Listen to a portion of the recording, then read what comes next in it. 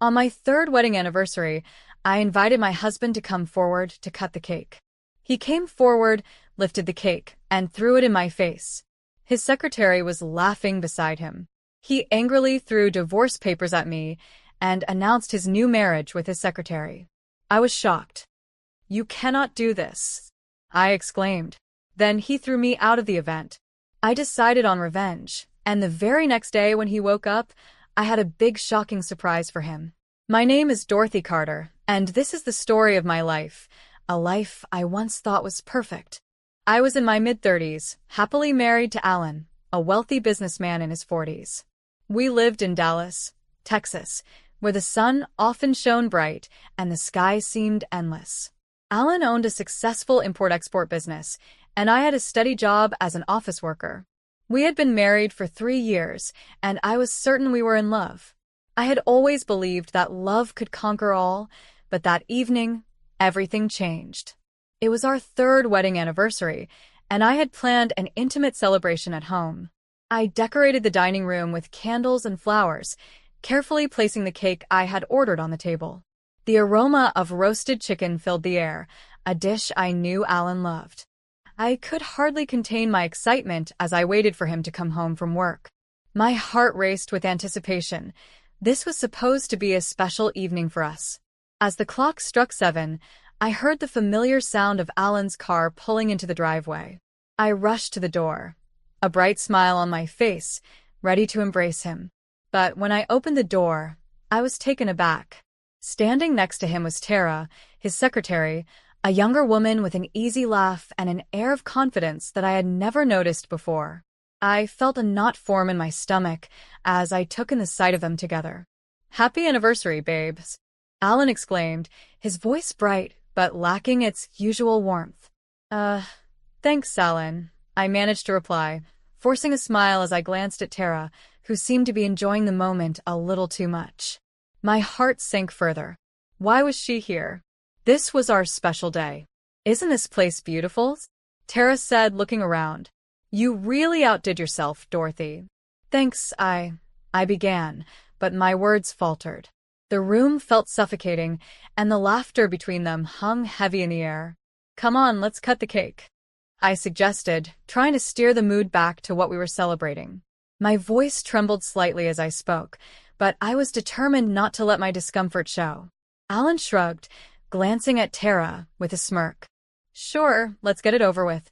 I led them to the table, my heart racing.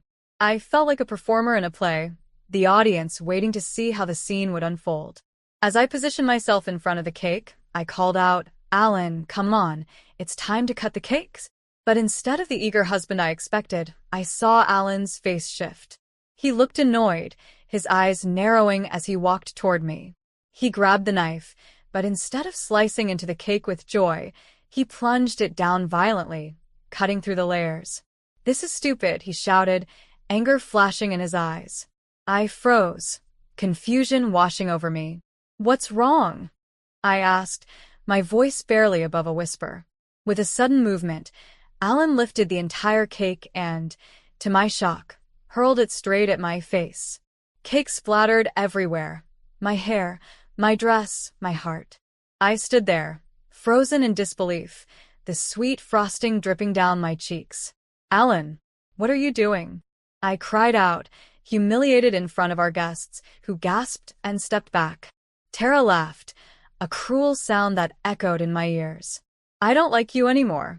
Get out of my life," he shouted, his voice a mix of rage and something else I couldn't quite decipher. I felt the air leave my lungs as the reality of his words sank in. "What are you talking about?" "Alan, please," I pleaded, my voice cracking. "We can talk about this." But he was done listening. "I'm marrying Tara. She's everything I need, and you're just in the way." The world around me blurred. I could hear the murmurs of our friends and family, the shock written all over their faces. I wanted to scream, to cry, to do anything but stand there with cake dripping from my chin. "You can't be serious," I stammered, disbelief coursing through me. Alan tossed divorce papers onto the table, the sound sharp and final. "This is it, Dorothy. I'm moving on." He turned to Tara, wrapping an arm around her shoulder possessively. She's my new business partner and my future wife. The words hung heavy in the air, suffocating me. My heart shattered into a million pieces. How dare you? I shouted, tears streaming down my cheeks. You can't do this. We built a life together. Not anymore, Alan said coldly, turning his back on me. I watched as he walked away, leaving me standing there, alone, a mix of shame and rage coursing through my veins. The laughter from Tara stung even more than the humiliation. I could hardly think as I stumbled out of the room, feeling every bit of the pain that he had just inflicted.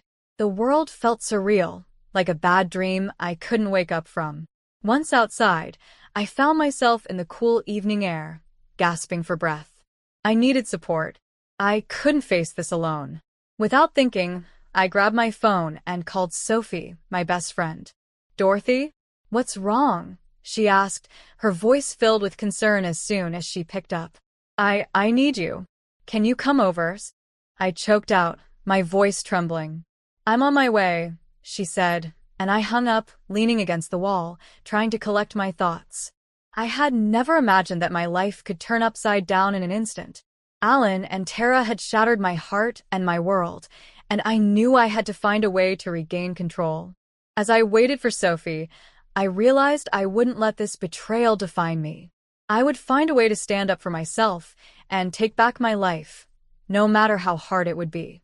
The night was just beginning, and I had no idea what lay ahead, but I was determined to face it. When Sophie arrived, she rushed to my side, wrapping her arms around me. What happened? I saw the cake all over you. What did Alan do?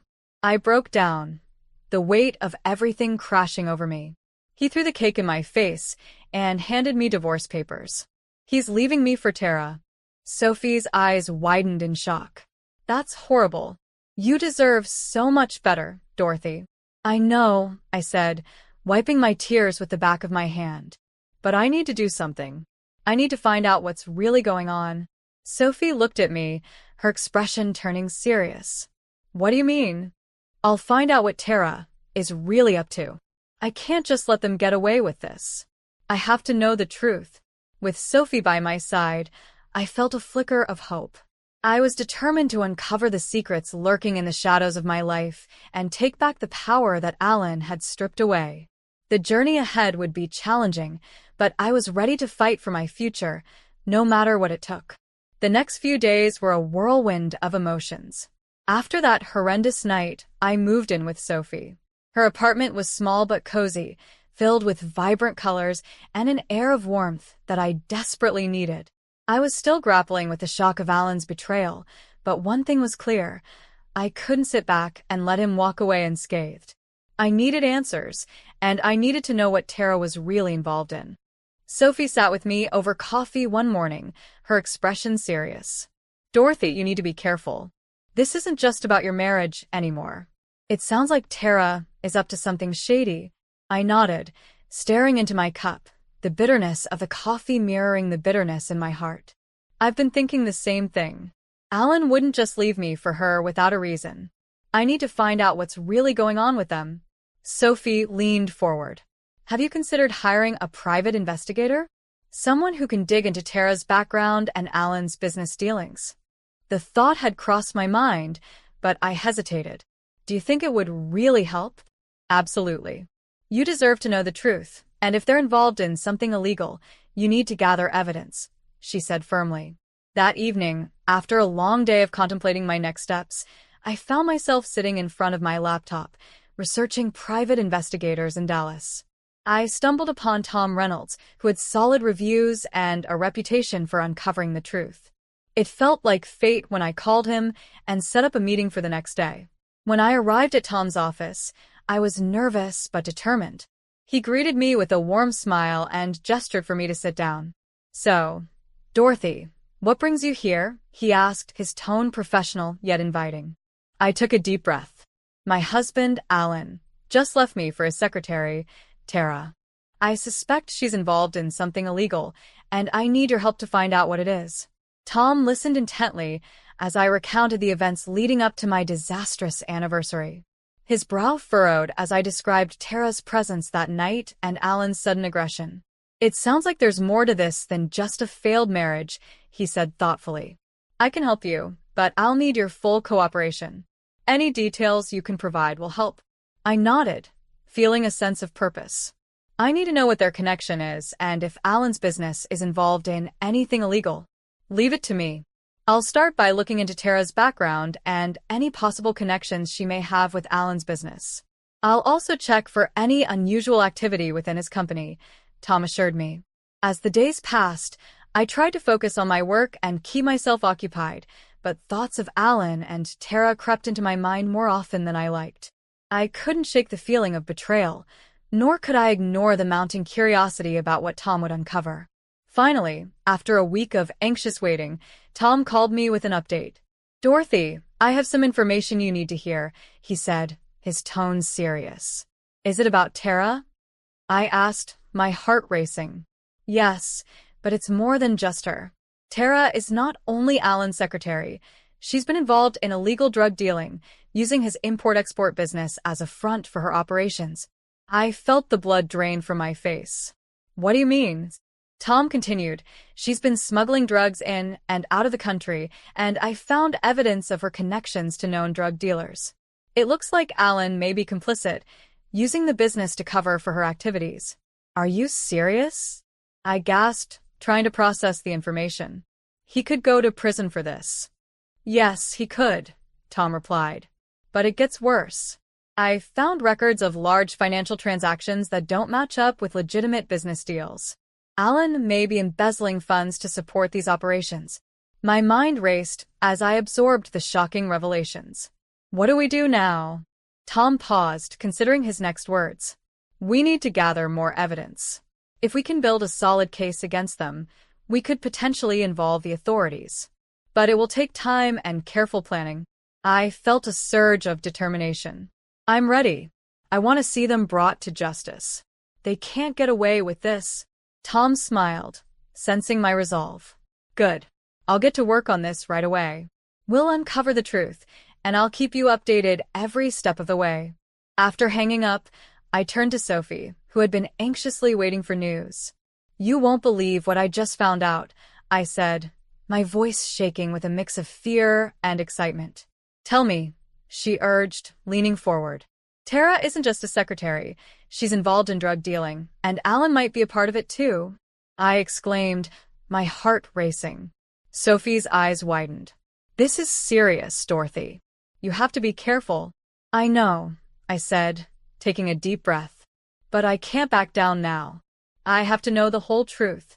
With the support of my friend and the help of Tom, I was ready to dig deeper into Alan and Tara's criminal activities. I felt a sense of empowerment beginning to grow within me. This wasn't just about betrayal anymore. It was about justice and reclaiming my life. And I was determined to see it through to the end, no matter how dangerous it might become. With Tom on my side, the investigation into Alan and Tara's shady dealings intensified. Each day brought new discoveries, and with every piece of evidence, I felt my resolve harden.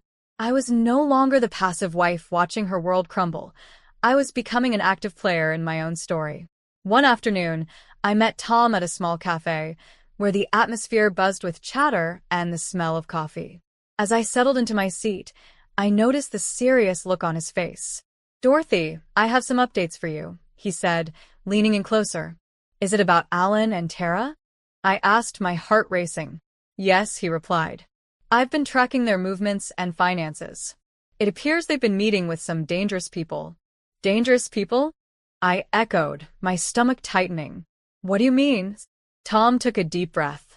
"I discovered that Tara has connections to a drug syndicate operating in Dallas. Alan might not be just a passive participant. He could be actively involved in their operations. I have evidence showing he has been making substantial cash withdrawals that coincide with these meetings." Panic washed over me. What does this mean for me? If they're connected to a drug syndicate, they could retaliate if they find out I'm investigating. "That's a real possibility," Tom acknowledged. "But we need to proceed cautiously. The information I have is valuable, and if we can present it to the authorities, it could lead to their arrest." We just need to gather more evidence to make it airtight. Feeling the weight of the world on my shoulders, I nodded. I understand. I'm ready to do whatever it takes. Tom laid out the plan. I want to stake out their next meeting. If we can catch them in the act or overhear something incriminating, it could give us the leverage we need. The following week, we set our plan into motion. I felt a mix of fear and excitement coursing through me as we positioned ourselves outside a nondescript warehouse where Alan and Tara were expected to meet. I had to remind myself that I was doing this for my own future and for justice. As night fell, the shadows grew longer, and I could feel the adrenaline pumping in my veins. Tom and I waited quietly in his car, the streetlights casting eerie glows. After a tense hour, I saw Alan pull up in his sleek black sedan, Tara slipping into the passenger seat moments later. My heart raced as I realized this was it. Stay quiet and keep your phone ready to record, Tom instructed, his voice barely above a whisper. I nodded, my pulse quickening as Alan's car parked in front of the warehouse. The two of them got out, and I could see their body language was tense. Alan was gesturing animatedly, and Tara seemed to be listening intently, her expression serious. Tom and I leaned in closer, trying to catch snippets of their conversation. It was difficult to hear, but I caught words that made my stomach churn: shipment, payment, and discretion. Suddenly, a large van pulled up, and several men emerged. They were rough-looking, with a sense of danger that made me shiver. I exchanged a worried glance with Tom, who was already recording. "We need to get closer," he whispered urgently. As we crept forward, my heart raced. I knew I was crossing a line, but I had come too far to back down now. The men spoke in low tones, but I could sense the tension between them and Alan. The stakes were high, and I was terrified of what could happen next. "Make sure everything is ready for the next shipment. We can't afford any mistakes," Alan said, his voice steady but laced with an edge of anxiety. Just then, one of the men turned, and I felt my breath catch in my throat. I had seen that face before. It belonged to a known criminal connected to the syndicate. My hands trembled as I recorded, knowing this was the evidence we desperately needed. As the meeting continued, I could see Tara pulling out a briefcase, opening it to reveal stacks of cash. My heart dropped. This was the confirmation we needed of their illicit activities. I whispered to Tom, "This is it. We have to report this."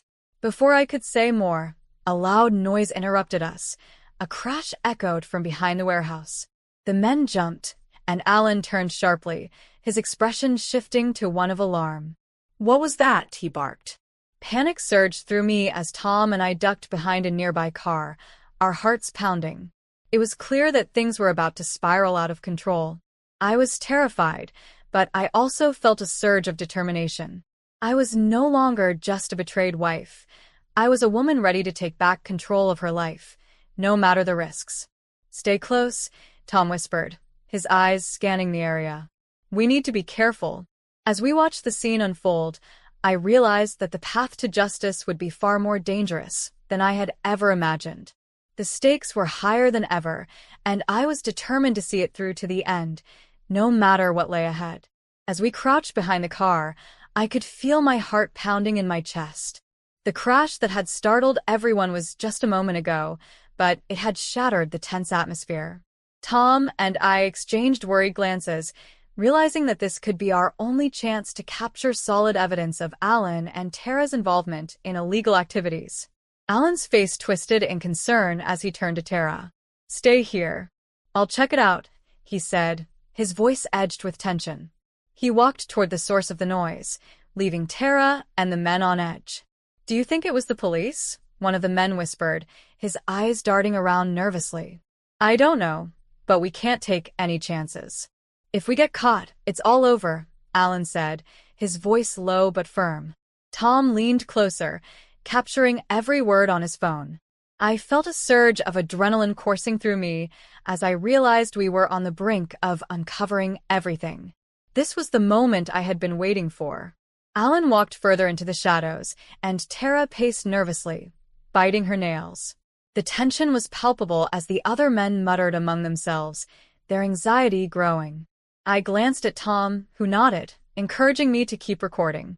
Just then, the door of the warehouse burst open, and a group of police officers stormed out, shouting commands. "Everyone, freeze. Put your hands up," they ordered. Panic erupted as the men scrambled to comply.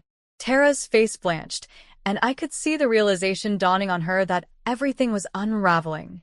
Alan rushed back to the group, only to find himself surrounded by officers. "What the hell is going on?" he shouted, confusion and anger flooding his voice. "Sir, you are under arrest for drug trafficking and conspiracy," one officer said, stepping forward with handcuffs at the ready.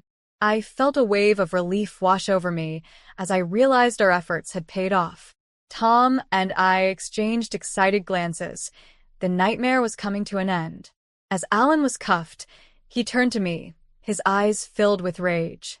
"Dorothy, this is all your fault. You had to stick your nose where it didn't belong," he shouted, his voice echoing in the night. I stood tall, not backing down. "You made your choices, Alan. You chose Tara, and this life of crime over our marriage. You can't blame me for wanting the truth." Tara was crying now, her bravado crumbling as the officers led her away. "Alan, what are we going to do?" "You promised me," she pleaded. "Shut up," Alan barked, his anger directed at her. I could see the cracks in his facade. The man I once loved was being stripped of everything he had built through lies and deception. As the police began gathering evidence from the scene, I felt a sense of closure. Tom and I provided them with the recordings we had taken, detailing everything we had witnessed. This wasn't just about Alan's betrayal, it was about justice for everyone who had been affected by his actions. Days later, I sat in the courtroom, my heart heavy but determined. Alan and Tara faced the judge, the weight of their crimes laid bare before everyone. The evidence was overwhelming, and the truth was finally coming to light. They were charged with multiple counts, including drug trafficking and embezzlement, and the consequences were severe. As the gavel struck, sentencing them to 10 years in prison, I felt a mixture of relief and empowerment. Justice had been served. I had taken back control of my life, and I knew I could finally move forward. With Alan and Tara behind bars, I began to rebuild my life. Sophie stood by my side through it all, and I started to find joy again. I even reconnected with Mark, an old friend who had always supported me. Our relationship blossomed, rooted in understanding and mutual respect. This experience taught me that I was stronger than I had ever realized. Betrayal could shatter my world, but it could not define me. I had faced darkness and emerged victorious. The road ahead was still uncertain, but for the first time in a long time, I felt hopeful about the future. I was ready to embrace it, no longer just surviving but thriving, filled with new beginnings and endless possibilities. I remember the day everything changed like it was yesterday. I was just 9 years old, sitting at our kitchen table, when Mom and Dad sat down with serious faces I'd never seen before. Dad reached for my hand, his own trembling slightly. "Amber, sweetheart," he said, his voice barely above a whisper. "I need to tell you something important." That was the day we learned about the cancer. I didn't fully understand what it meant then, but I understood enough to know that my world was about to turn upside down. For the next 2 years, our cozy house became a revolving door of doctors, relatives, and well-wishers. I watched my father, once strong and vibrant, slowly fade away. Mom tried to keep things normal, but nothing was normal anymore. She'd force smiles during the day, but at night, I'd hear her crying in their bedroom. I'd sit outside their door, wanting to go in, but not knowing what to say. When Dad passed away, I was 11. The funeral was a blur of black clothes and hushed voices. Mom held my hand so tight it hurt, but I didn't mind. I thought we'd get through it together. I was wrong. A week after the funeral, Mom sat me down again, this time alone. "Amber, I've been talking to your grandmother," she said, not quite meeting my eyes. "I think it would be best if you stayed with her for a little while. Just until I can get things sorted out." "But why can't I stay here with you?" I asked, my voice small. "I need some time alone, honey, to process everything, to figure out how to move forward," She tucked a strand of hair behind my ear, but the gesture felt hollow. It'll just be for a few months. Grandma Margaret, Dad's mother, picked me up the next day. She didn't say much during the drive to her house, but I could see her knuckles white on the steering wheel. When we arrived at her modest two-story home, she helped me carry my bags to the guest room. Over the next few months, Mom would call every few weeks. The conversations always followed the same pattern. "When can I come home, Mom?" "Just be patient, sweetie. Just a little longer." "But I miss you." "I miss you too. But this is better for now. You understand, right?" I didn't understand. Neither did Grandma, though she never said it outright. She'd just press her lips together whenever Mom called, her disapproval clear in the way she'd busy herself in the kitchen, banging pots and pans a little louder than necessary. Grandma made sure I never felt unwanted. She'd cook my favorite meals, help me with homework, and tell me stories about Dad when he was young. But no matter how comfortable I was at Grandma's, it wasn't home. I kept waiting for Mom to come back for me, to want me again. After 6 months at Grandma's, Mom finally came for me. I was doing homework at the kitchen table when I heard a car pull up outside. Through the window, I saw Mom step out of an unfamiliar blue sedan. A man I'd never seen before stayed in the driver's seat. "Amber," Mom burst through the door, more animated than I'd seen her since Dad died. Her hair was styled, her makeup fresh, and she was wearing a new dress. "I've got wonderful news." Grandma appeared from the living room, arms crossed. "Sarah, this is unexpected." "Mom, Amber, I want you to meet someone special." Mom was practically bouncing. "Well, he's waiting in the car. He's a bit shy about coming in, but..." She grabbed my hands. "Amber, honey, I'm getting married. His name is Robert, he's absolutely wonderful. A successful businessman, and he has 2 daughters about your age. You'll have sisters, isn't that exciting?" I looked at Grandma, whose face had turned to stone. "Sarah," Grandma's voice was careful, measured. "Don't you think this is a bit sudden?" "Oh, Margaret, when you meet him, you'll understand. He's perfect for us. Amber, he's going to be such a wonderful stepfather to you. And his girls, Emma and Lisa, they're 9 and 10. Their mother passed away 3 years ago, and Robert's raised them alone. We're going to be one big, happy family." I peered out the window at the man in the car. He was staring straight ahead, not even glancing toward the house. "Come on, Amber," Mom said, already gathering my things. "Let's go home. The girls are waiting to meet you." The drive home was filled with Mom's chatter about Robert, the wedding plans, and how perfect everything would be. When we pulled up to our house, the house Dad and Mom had bought together, 2 girls were sitting on the front steps. They looked like matching dolls, with their identical blonde hair and pink dresses. "Girls," Mom called out, waving. "Come meet Amber." I stepped forward, trying to smile. "Hi, I'm..." "We know who you are," the taller one, Emma, cut me off. Her voice was sweet as honey, but her eyes were cold. "Our dad told us all about you." "Yeah," Lisa, the younger one, chimed in. "But just so you know, he's not going to be your dad. He's our dad. And your mom is going to be our new mom," Emma added with a smile that didn't reach her eyes. "We're going to be one big happy family. Right, Sarah?" "Of course, sweetie," Mom beamed, completely missing the tension. 3 months later, I stood in front of a mirror in a plain blue dress while Emma and Lisa twirled around in matching pink bridesmaid gowns. The wedding was about to start, and I could still hear the echoes of their screaming from earlier. "We won't wear the same dress as her," they'd shrieked when Mom suggested matching dresses for all 3 of us. "She's not even really part of the family." In the official wedding photos, I'm barely visible, thanks to Emma and Lisa strategically positioning themselves to block me out. As I stared at those photos later, I realized this wasn't going to be the happy family Mom had promised. Life in our blended family quickly settled into a routine. Robert wasn't cruel, he just acted like I was invisible.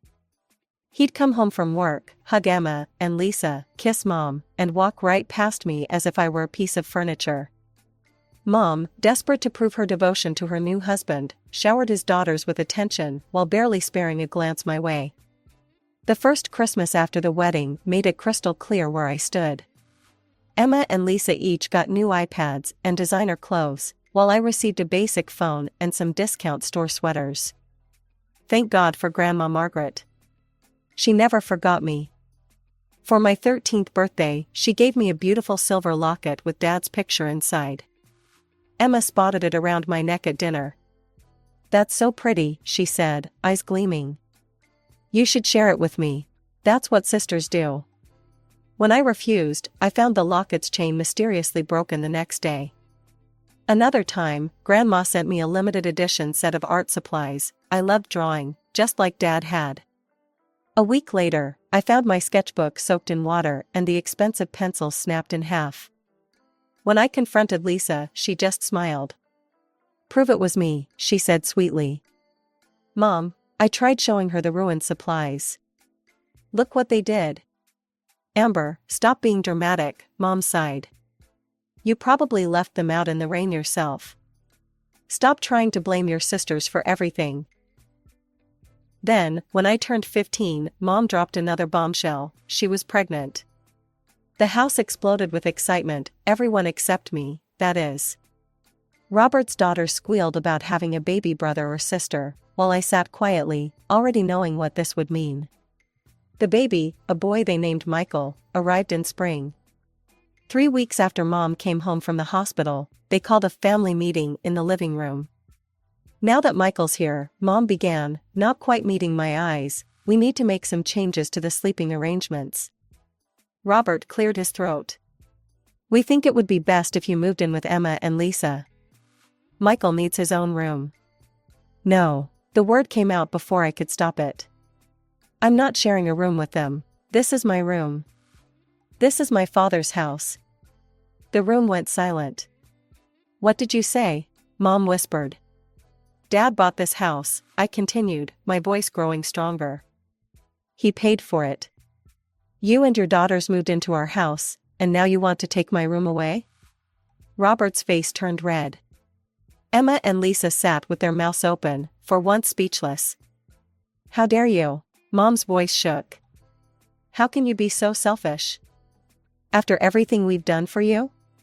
Tears started rolling down her cheeks. "Robert has been nothing but good to you, and this is how you repay us?" "Good to me?" I laughed, but there was no humor in it. "He doesn't even look at me." After that, the house became even more of a prison. Nobody spoke to me at meals.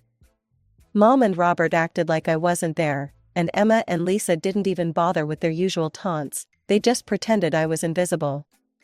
The silence was somehow worse than their cruelty had been. After 3 days of complete silence in the house, I couldn't take it anymore. I picked up my phone and called the one person who had never let me down. When Grandma's car pulled into the driveway, I saw Mom and Robert watching from the kitchen window. As I walked out with my backpack, they didn't try to stop me. If anything, they looked relieved. Life at Grandma's felt like being able to breathe again after years of holding my breath. We fell into an easy routine, breakfast together every morning, homework at the kitchen table while she baked, long talks about Dad and what he was like at my age. 2 months passed quickly. Then one morning, Grandma sat me down with her serious face on. "Amber, I need to tell you something," she said, taking my hands in hers. "I've been talking to your mother. She's willing to give up her parental rights. And I want to adopt you, officially." I stared at her, hardly daring to believe it. "Really?" "Really. It's your choice, of course. But I want you to know that this has always been your home, and I would be honored to be your legal guardian." Tears welled up in my eyes as I hugged her. "Yes, please, yes." The legal process was surprisingly smooth. Mom signed the papers without hesitation. The only thing left was to get my remaining belongings from the house. When I went back, no one was home. I found all my things packed in boxes in the garage, covered in dust. My old room had been completely transformed into a nursery for Michael, painted blue with clouds on the ceiling. I loaded my boxes into Grandma's car without saying goodbye. They hadn't bothered to say goodbye to me, after all. High school was different now. Emma and Lisa still attended the same school, but we existed in parallel universes. We'd pass each other in the hallways without a glance, like strangers who had never shared a home. Sometimes I'd hear them laughing with their friends, talking about family vacations or weekend plans, but it was like listening to a radio station playing in another room, distant and disconnected from my reality. I threw myself into my studies, determined to make something of myself. Grandma supported me every step of the way, helping me with college applications and encouraging me to aim high. The day my acceptance letter arrived from State University, along with a partial scholarship offer, Grandma was more excited than I'd ever seen her. "I have something to tell you," she said that evening. "I've been saving for your college fund since the day your father died. I wanted to make sure you'd have options." The amount she had saved left me speechless. With the scholarship covering most of my tuition, we decided together to save most of the money for my future. I'd need it someday for grad school, or maybe to start my own life after college. Those first few years of college were transformative. I called Grandma every Sunday, visited during holidays, and finally felt like I was building my own life. My mother, Robert, and their perfect little family became distant memories, like characters in a story I'd read long ago. The call came during my final semester of senior year. "Amber," Grandma's voice was weaker than I'd ever heard it. "The doctors found something." I started making the trip home every weekend after that. Each time, Grandma seemed a little frilier, a little more tired. But she never lost her spirit. "Don't you dare skip any classes for me," she'd insist, even as the hospital machines beeped around her. "I didn't save all that money for your education just for you to play nursemaid to an old woman." When graduation day came, Grandma was too weak to attend. The nurses helped prop her up in her hospital bed, and we set up her smartphone so she could watch the live stream. After I crossed the stage and got my diploma, I looked directly into the camera and blew her a kiss. Later, she told me she'd cried through the whole ceremony. I went straight from graduation to the hospital. For the next week, I barely left her side. We talked about everything and nothing, memories of Dad, her childhood stories, her hopes for my future. Then one quiet morning, while I was holding her hand, she slipped away peacefully in her sleep. Planning the funeral felt surreal. I was choosing flowers and making arrangements in the same house where Grandma and I had shared breakfast just weeks ago. Then, on the day of the service, I saw them. My mother, Robert, Emma, Lisa, and a young boy I barely recognized as my half-brother Michael walked into the funeral home. 7 years had changed them. Emma and Lisa were now grown women, and Michael, who I'd last seen as a baby, was now a grade schooler in a small black suit. The ceremony passed in a blur. I stood alone by the casket, accepting condolences from distant relatives and Grandma's friends. Then suddenly, Mom was there. "Amber," she said softly, her eyes red from crying. "I'm so sorry for your loss." Margaret, she was a wonderful woman. I nodded, not trusting myself to speak. "Listen," Mom continued, twisting her hands together nervously, "I know it's been a long time, but would you consider coming to dinner with us? All of us? We'd like to try to make things right." Looking at her face, lined now with age and grief, I felt the weight of all our unsaid words. "I'll think about it," I managed to say. A week later, after meeting with Grandma's lawyer and learning she'd left me everything, the house, her savings, all of it, I made my decision. Maybe it was time to face the past. The house I'd grown up in looked smaller somehow, shabbier. The paint was peeling, the garden overgrown. Inside, Robert, Emma, Lisa, and Michael were waiting around the dining room table. The awkward silence was broken only by the clinking of silverware against plates. "So," Mom finally said, forcing brightness into her voice, "what are your plans now that you've graduated?" I took a slow sip of water before answering. "I'm staying in town, actually." Going to live in Grandma's house. The flash of satisfaction in Mom's eyes was quick, but I caught it. Something about that look made me uneasy, though I couldn't say why. My degree in business administration landed me a position as a junior executive at Wilson & Associates. The salary was more than I'd ever dreamed of making right out of college, and with no rent to pay thanks to Grandma's house, I was able to save a good portion of my earnings. Mom started dropping by regularly, usually with fresh-baked cookies or a casserole. At first, our conversations were awkward, filled with long pauses and careful words. But gradually, she began opening up about their struggles. The heating bill was so high this month, she'd sigh, or Michael's growing so fast, he needs new shoes again. The first time I offered help, it was almost automatic. Mom was talking about a leaky faucet they couldn't afford to fix. I have some extra cash, I said, pulling out $200. Here, get it fixed. The way her face lit up made something warm stir in my chest. After that, it became a regular thing, small amounts here and there for whatever crisis they were facing that week. Then, surprisingly, Emma and Lisa started coming around too. They told me about their jobs, Emma as a receptionist, Lisa working retail, and their struggles to make ends meet. It was strange hearing them talk without any trace of their old meanness. When Mom mentioned that Michael needed a laptop for school, I didn't hesitate. The smile on his face when I gave it to him made all our past history seem distant and unimportant. "You're the best big sister ever," he said, hugging me. It was our first real hug. The real breakthrough came during my business trip to New York. When Emma and Lisa asked if they could tag along, I was hesitant at first, but their excitement was contagious. "We've never been anywhere," Lisa admitted. "Dad always said we couldn't afford it." I booked them economy tickets and found a decent tourist-class hotel in Manhattan. Watching them experience New York for the first time was like seeing the city through new eyes. They took pictures of everything, gasped at the height of the skyscrapers, and couldn't stop talking about how amazing it all was. During our dinner at a small Italian restaurant in Little Italy, Emma raised her glass of house wine. "To family," she said, and for the first time, the word didn't feel wrong. Back home, our regular dinners became a tradition.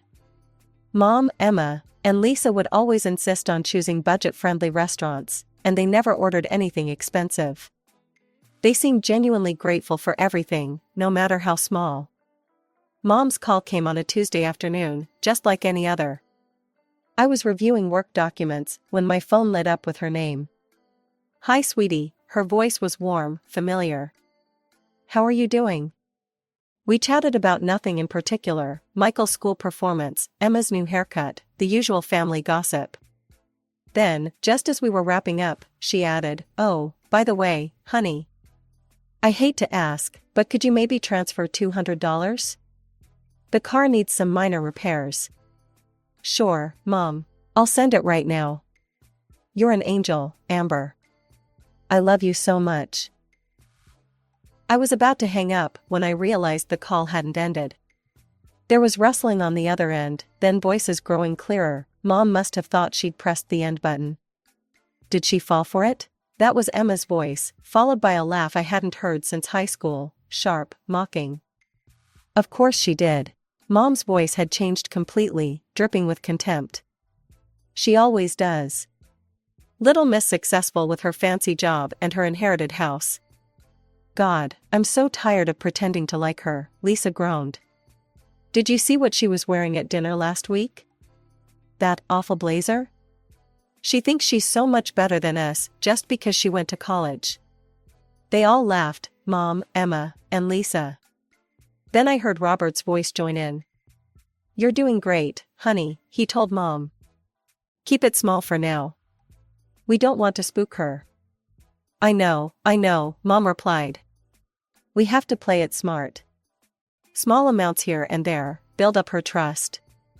Once she completely lets her guard down, then we can really start asking for more. She's loaded now, that house, her savings, her salary. We just need to make sure she spends it on us, instead of herself." "It's not fair," Emma whined. "Why should she have all that money?" We deserve it more than she does. Of course you do, sweetheart, Mom said. You and Lisa are twice the daughters she ever was. Don't worry, we'll get what's ours. She's too stupid to see what's really going on. Always was, just like her father. I ended the call with a single press of my finger, but their laughter kept echoing in my ears. The family I thought I'd finally found had never existed. It had all been an elaborate performance, with me playing the role of the foolish benefactor. The next morning, Mom's number flashed on my phone screen. Amber, honey. We're having a special family dinner tonight. You'll come, won't you? I heard the false sweetness in her voice now, the calculated warmth that I'd been too desperate to recognize before. Sure, Mom. What time? 7 o'clock. Everyone will be there. When I arrived at the house, they were all waiting. Mom had made my favorite lasagna. Emma and Lisa were dressed up, playing their roles perfectly. Even Michael seemed to have been coached to be extra affectionate. Amber, Mom rushed to hug me. You look tired, sweetie. Work keeping you busy? I returned her hug mechanically, noting how she exchanged quick glances with Robert. Throughout dinner, they kept up their performance, asking about my job, laughing at each other's jokes, playing the perfect family. I watched them like I was seeing a play, noticing every forced smile, every calculated gesture. Finally, as we were finishing dessert, Mom cleared her throat. Amber, honey, we actually wanted to talk to you about something important. She reached for Robert's hand, their practiced move for serious conversations. The house, well, we've had some structural issues come up. The foundation needs urgent repairs. We've gotten estimates, Robert added, trying to sound fatherly. It's going to cost about $10,000. Mom leaned forward, her eyes wide and hopeful. We hate to ask, but since you're doing so well. I smiled, and I saw Mom's face light up with triumph. She thought she had me. No. The word fell into the silence like a stone into still water. What? Mom's smile faltered. I said no. Not 10,000, not $10. Not another cent. Emma and Lisa exchanged confused looks. Robert sat up straighter. But honey, Mom started, we really need. You forgot to hang up the phone yesterday, Mom, I kept my voice calm, almost conversational. After you asked for that $200. The color drained from her face. Emma and Lisa froze. Even Michael, who probably didn't understand what was happening, stopped eating his cake. I heard everything, I continued. About how tired you are of pretending to like me. About how you've been playing me for money. About how you think I'm stupid, just like my father. I turned to Emma and Lisa. About how you deserve my money more than I do. We were just joking, Lisa burst out. It wasn't serious. Amber, sweetie, Mom reached for my hand. I pulled it away. You're misunderstanding. The only thing I misunderstood was thinking you had changed. I stood up from the table. But you know what? I should thank you. You've finally shown me who you really are, and now I can stop wasting my time trying to build a relationship with people who see me as nothing but an ATM. I walked out of that house for the last time, ignoring their calls behind me. But of course, they didn't give up easily. The call started that night, first Mom, then Robert, then the sisters. Voicemails, text messages, emails, all begging forgiveness, claiming it was just a joke, that I was overreacting. When I blocked their numbers, they started showing up at my house, knocking on my door at all hours. I knew I needed a clean break. The next morning, I walked into my boss's office. Janet, remember when you mentioned expanding the New York office?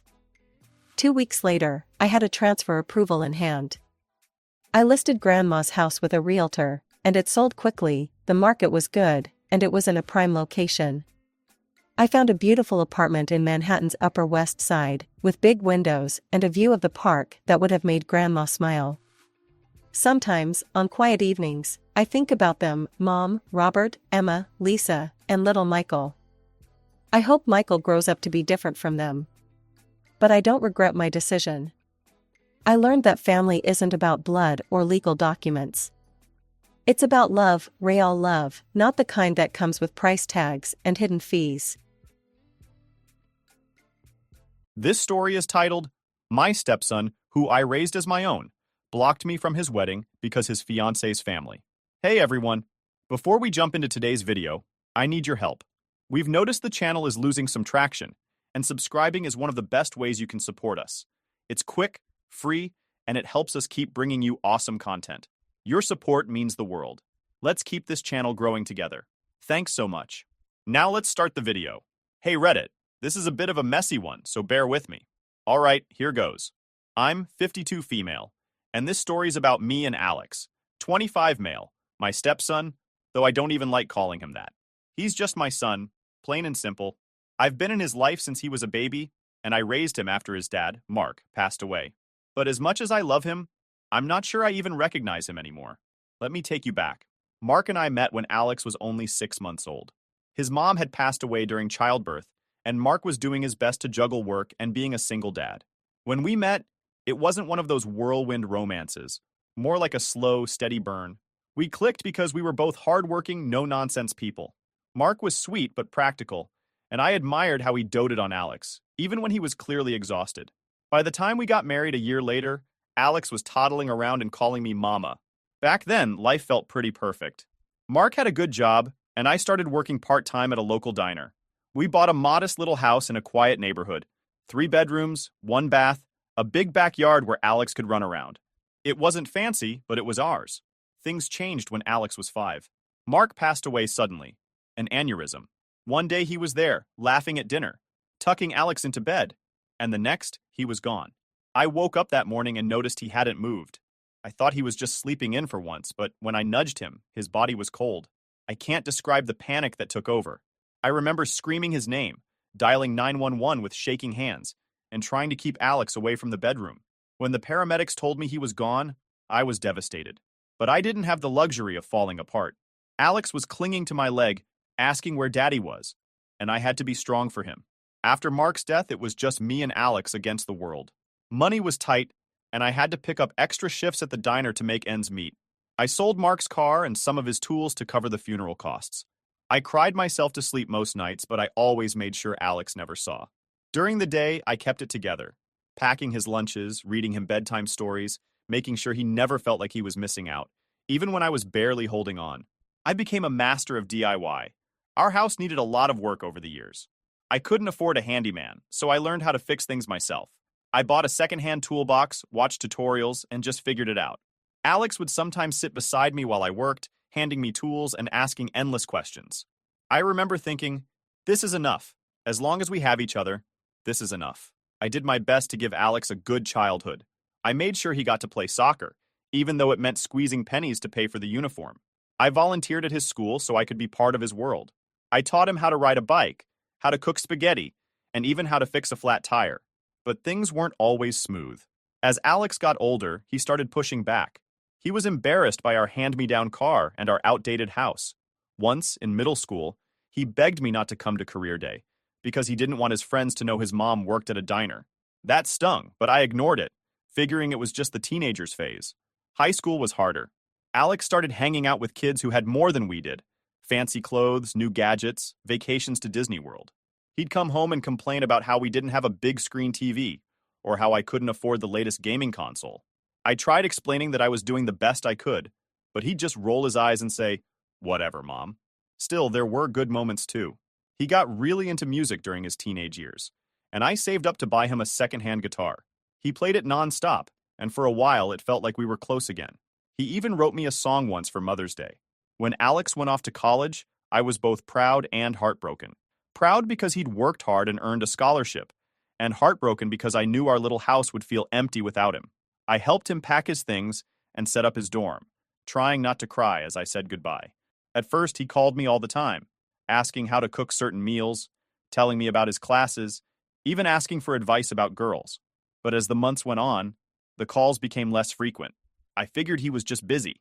Then, during his sophomore year, he started dating that girl named Lily. I didn't meet her right away, but when I did, she seemed nice enough. But as the years went on, Things started to shift. Alex visited less often, and when he did, he always seemed in a hurry to leave. He'd make comments about how the house was falling apart or how I should modernize the kitchen. He said it with a laugh, like it was a joke, but I knew he meant it.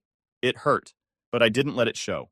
I thought I'd done everything right, raising him with love, giving him everything I could, but somehow it felt like I was losing him. And the worst part was, I didn't know how to stop it. Alex was growing into someone I didn't recognize, and I wasn't sure if I was ready for what came next. Let me tell you about the first time I met Lily was during Thanksgiving break.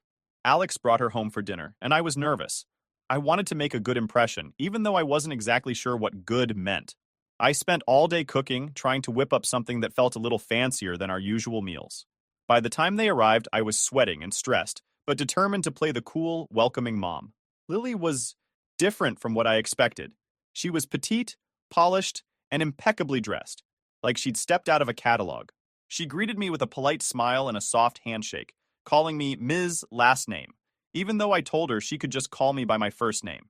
She was nice enough, but there was a distance to her that I couldn't quite put my finger on.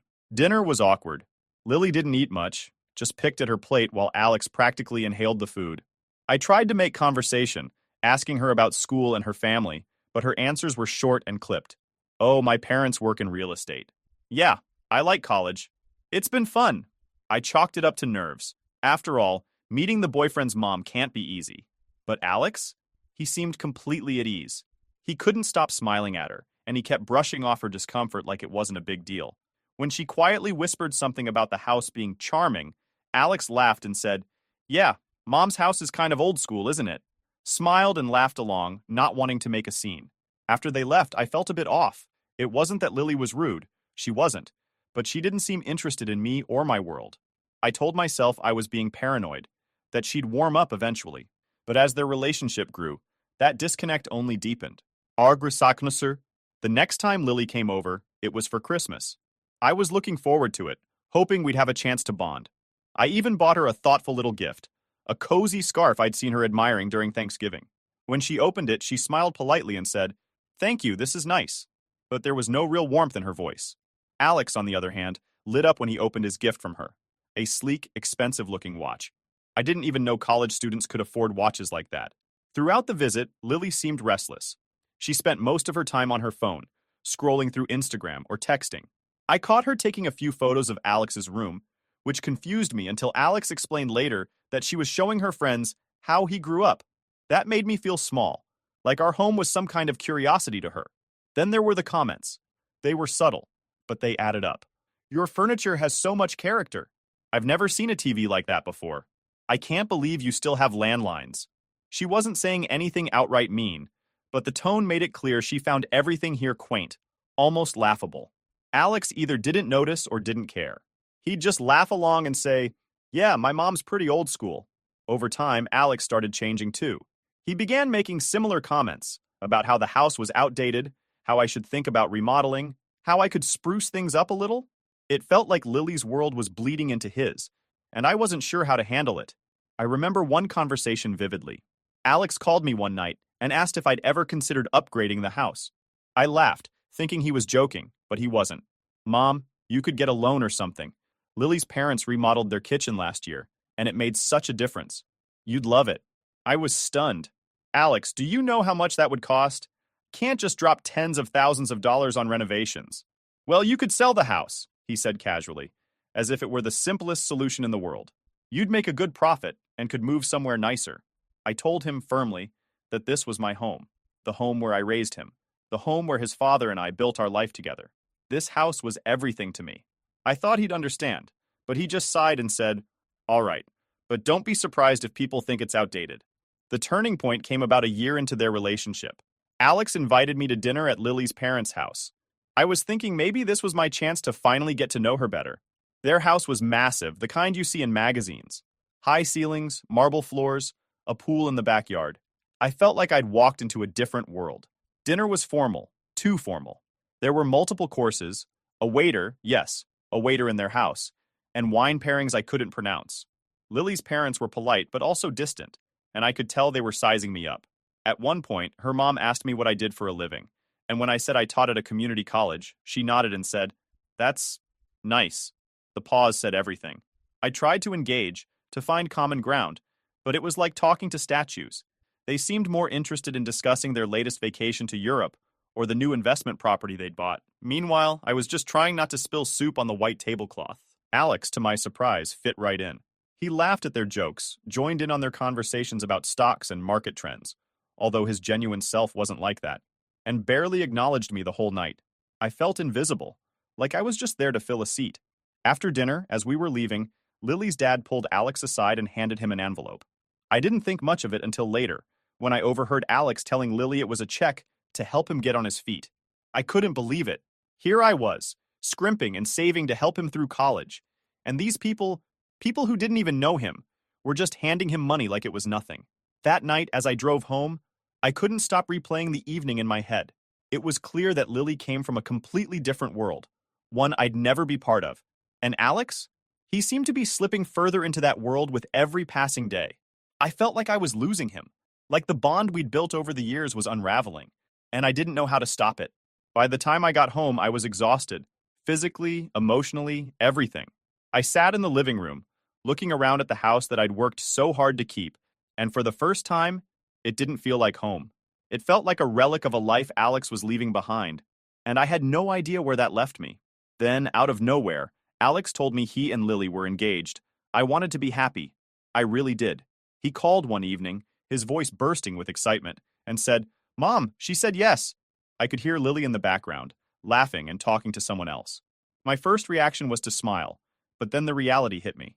This was serious. My boy was getting married, officially becoming part of a world that felt more and more distant from mine. I congratulated him, of course. I told him how proud I was, how much I looked forward to being there for him and Lily. He seemed genuinely happy, and for a moment, I let myself believe everything would work out. I'd figure out how to navigate this new dynamic, no matter how out of place I felt. That's what moms do, right? The engagement party was set for a month later. Alex told me it would be just a small gathering at Lily's parents' country club. I didn't even know people still used country clubs. He assured me it was casual, nothing too fancy, but something about his tone made me skeptical. So I spent days stressing over what to wear. I finally settled on a simple dress I'd worn to a few faculty events. When I arrived at the club, I immediately knew I'd made a mistake. Casual? Not even close. The parking lot was filled with luxury cars, and every person walking in looked like they'd stepped off a fashion runway. Inside, the place was stunning. I felt like I'd walked into a movie set. Alex greeted me at the door with a quick hug, but he seemed distracted. He was wearing a tailored suit, something I'd never seen him in before. He looked so polished, so not like the Alex I knew. "Mom, you made it," he said, grinning. "Lily's parents are going to love meeting you." As I stepped further into the room, I realized I was completely out of my depth. Groups of people stood around in clusters, discussing things like stock portfolios, art galleries, and vacation homes. I stood awkwardly by the entrance for what felt like forever, before Alex finally introduced me to Lily's parents. "Mom, this is Mr. and Mrs. Harper," Alex said, gesturing to a tall man in a crisp suit and a woman wearing a designer dress that probably cost more than my car. Mrs. Harper smiled, but it didn't reach her eyes. "It's so nice to finally meet you." Mr. Harper shook my hand firmly and said, "Alex has told us so much about you." I wondered if any of it was true. I tried to make conversation, but it quickly became clear we had nothing in common. When Mrs. Harper asked if I'd traveled much, I mentioned a road trip Alex and I had taken to the Grand Canyon when he was a kid. She smiled politely and said, "Oh, how quaint." Quaint? I think she could have chosen a better word. I excused myself soon after, retreating to a corner where I could just observe. It didn't take long for the cracks to show. Lily was making her rounds, introducing Alex to her parents' friends like he was a prize trophy. He smiled and nodded, but I could see the tension in his shoulders. At one point, she laughed and said, "Isn't Alex just the perfect fit for our family?" The way she said it made me disgusted, like he was being molded into something he wasn't. Then there were the whispers. I caught snippets of conversations as I moved through the crowd. "Oh, she's his mother?" someone said, their tone dripping with judgment. "I thought she'd be more put together." Another person laughed quietly. I tried to ignore it, but it was impossible not to feel the weight of their words. Meanwhile, Alex and Lily were at the head table, laughing and toasting with her parents. I couldn't help but notice how at home he seemed in their world, while I felt like an outsider looking in. It hurt, more than I wanted to admit. After dinner, Alex pulled me aside. "Mom, are you having fun?" he asked, his eyes darting around the room. I hesitated, then said, "It's different." He laughed nervously and said, "Yeah, I know it's not your usual scene, but it means a lot that you're here." Before I could say anything else, he leaned in and whispered, "Hey, just a heads up. Lily's family is big on appearances. Maybe try to blend in a little more?" I was confused. Blend in? Was he embarrassed by me? He must have noticed my expression because he quickly added, "Not in a bad way. Just, keep it low-key." I left the party early. As I drove home, tears blurred my vision. I kept replaying his words in my head over and over. Maybe try to blend in. I'd raised him, given him everything I had, and now I was supposed to pretend I didn't exist in his world? The engagement party was a wake-up call. Alex was moving further into Lily's world, and I was being left behind. For the first time, I started to wonder if there was even a place for me in his future, or if he'd already decided I didn't fit. Then I had another thing to deal with, the wedding. 2 weeks before the wedding, I was feeling cautiously optimistic. Despite everything, the engagement party, the tension with Lily's family, and Alex's increasingly distant behavior, I'd convinced myself I could still be a part of this day. After all, weddings are about family, right? That's what I kept telling myself, even as little signs started piling up that maybe I wasn't welcome. It started with the wedding details, or more accurately, the lack of them. I didn't know much about the plans because no one had told me anything. When I asked Alex about my role in the ceremony, he'd shrug and say, "Oh, don't worry about it, Mom. Just show up and enjoy." I thought they were just keeping things simple, but as time went on, it became clear I wasn't part of the inner circle. I wasn't asked to help with the planning, wasn't invited to dress fittings, and didn't even know what time I was supposed to arrive at the venue until I finally asked outright. The venue itself was another sore spot. Alex had casually mentioned it in passing. What he didn't know was that I had helped him secure it. A friend of mine from college managed the venue, and when Alex told me they couldn't book it because it was too exclusive, I'd quietly reached out to pull some strings. I thought I was doing something meaningful, something that would make him happy. Turns out, he never even connected the dots. When he talked about the venue, it was as if I had nothing to do with it. The real blow came one evening when Alex showed up at my house unannounced. He looked uncomfortable, shifting from foot to foot as he stood in the doorway. "Can I come in?" he asked. Of course I let him in, but he was acting weird. We sat in the living room, and he launched into what felt like a rehearsed speech. "Mom, I need to talk to you about the wedding," he started. "There's been a situation." "What kind of situation?" I asked. He hesitated, then blurted it out. "Lily's parents think it's best if you don't come to the wedding." At first, I thought I'd misheard him. "What?" I asked, holding myself to be calm. "It's not personal," he said quickly. "They're just worried about the image. You know how they are. They're really particular about appearances, and they think it might be better if you sat this one out." "You're telling me I'm not welcome at my own son's wedding?" I asked. "Mom, it's not like that," he said, avoiding my gaze. "They're just really stressed about everything. It's nothing against you personally." I couldn't believe what I was hearing. After everything I'd done for him, raising him, supporting him, sacrificing so much to make sure he had a good life, he was asking me to step aside for the sake of appearances. "And what about you, Alex?" I asked, tears welling up in my eyes. "Do you agree with them? Do you think I don't belong there?" He finally looked at me, and for a split second I thought I saw guilt in his eyes. But then he said, "Mom, please don't make this harder than it needs to be. It's just one day. We can celebrate together afterward, just the two of us. Just one day." That's what he called it. As if this wasn't one of the most important days of his life. As if I could just brush it off like it didn't matter. After all this, I had a thought crossed my mind. One that stopped me cold. Did Lily even know about this? Or was this all Alex's doing? I decided to find out. The next day, I called Lily. When she picked up, she sounded cheerful, completely unaware of the storm brewing. "Hi, my name. How are you?" she chirped. "I'm fine," I said, though my voice was tight. "Listen, I need to ask you something.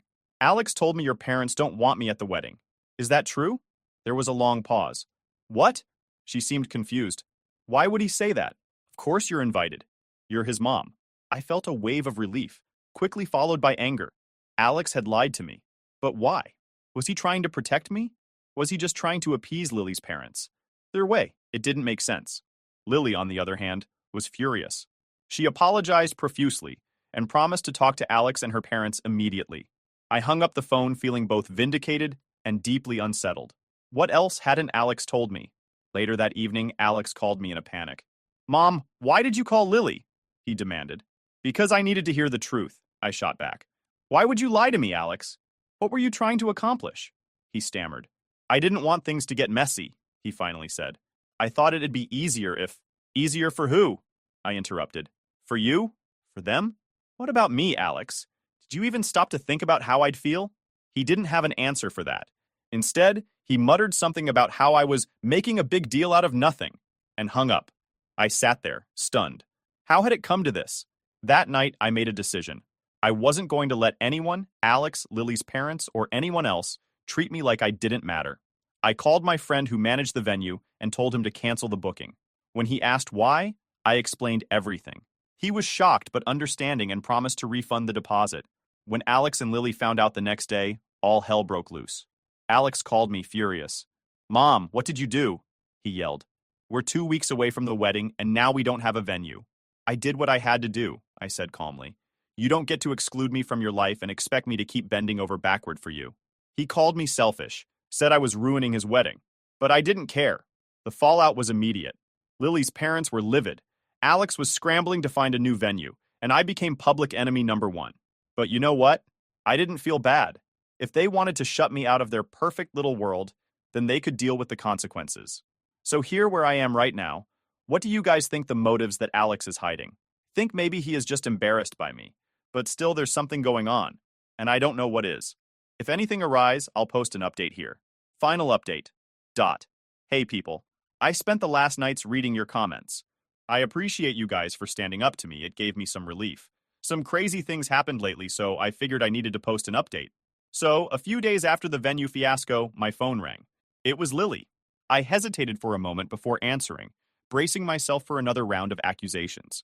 Instead, her voice came through soft and hesitant. Can we talk? She asked. In person? I wasn't sure what to expect, but I agreed. We met at a coffee shop. When she walked in, she looked different. Less polished, more subdued. Her usual air of confidence was replaced by something I couldn't quite put my finger on. Lily started without any small talk. I spoke to my parents, she said, her eyes fixed on her cup. They were upset about the venue, obviously, but when I told them why it happened, they admitted they'd suggested to Alex that you take a step back from the wedding.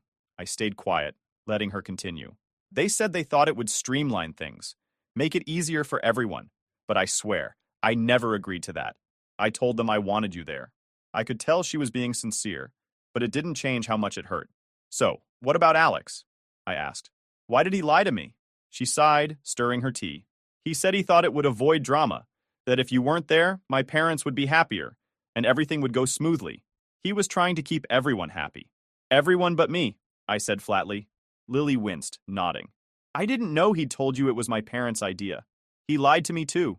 He said you didn't want to come because you didn't approve of our relationship. I froze. That was new. He told you what? That you didn't like me. That you thought I was too different, too stuck up. Hearing that broke something in me. I'd always known Alex could be self-centered sometimes, but this was a new low. He'd lied to me, lied to Lily, and manipulated both of us to avoid conflict. In trying to please everyone else, he'd made everything worse. Lily looked up at me. I called you because I wanted to hear your side. I needed to know if it was true. I shook my head. Lily, I've never had a problem with you. I've always thought you were a lovely girl. Sure, we're from different worlds, but that doesn't mean I don't want Alex to be happy. I didn't think I'd ever have to fight this hard to stay in his life. She nodded.